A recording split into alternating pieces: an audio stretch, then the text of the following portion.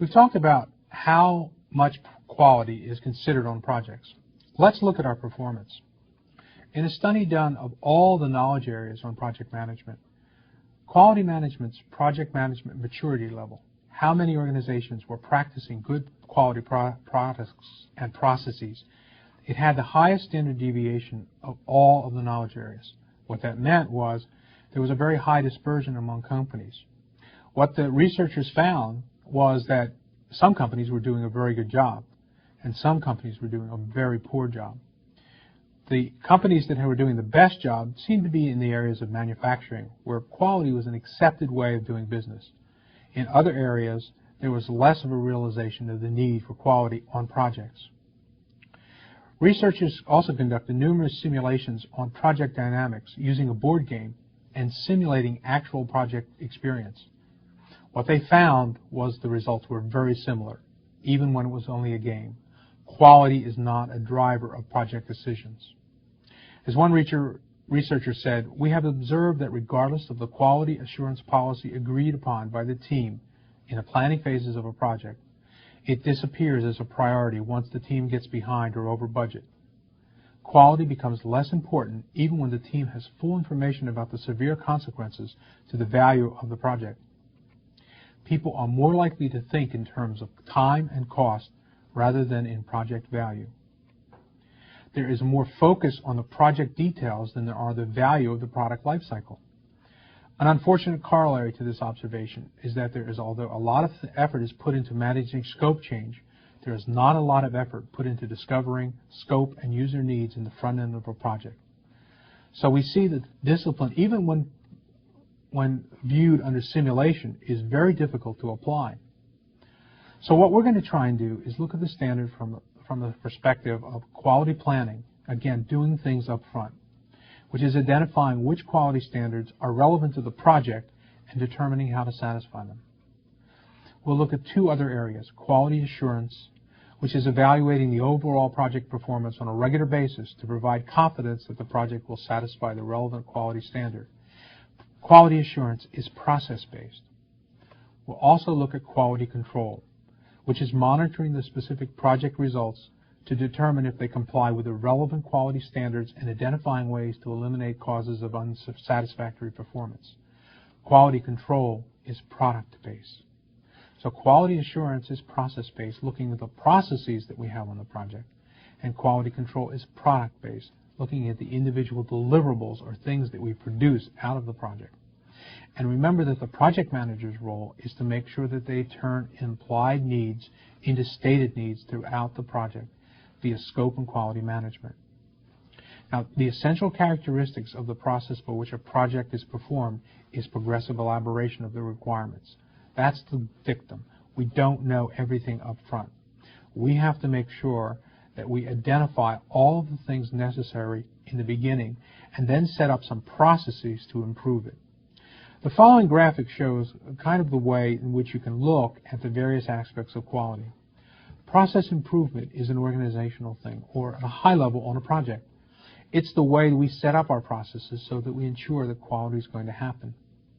Quality assurance is what we need to do from a project management standpoint to ensure our bosses and the management that this project is going to meet the needs of the organization. The name assurance implies that we have some level of confidence that we can continue. Quality control is down to the individual deliverable. And so the span of control and the responsibility mirrors the quality, the process improvement, quality assurance, and quality control continuum. The organization and the project manager should be responsible for process improvement.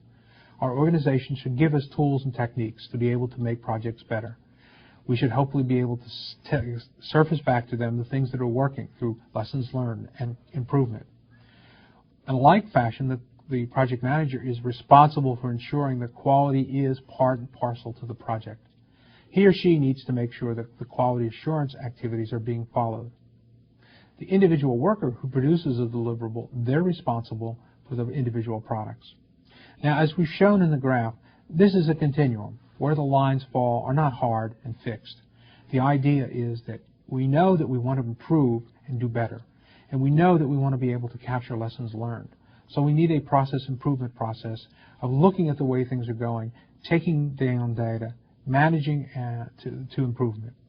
We also need to be able to focus in at a tactical level on the individual activities associated with the project. So we need to follow the quality assurance processes and make sure that quality control discipline is in place. Now, the quality functions depend on the organization. Here are some examples of each of these functions. And again, this is a broad sweep of the kinds of things you will see. When we talk about process improvement and quality management, it should really be performed by the project team, senior managers, and quality champions, people that are responsible for quality in the organization.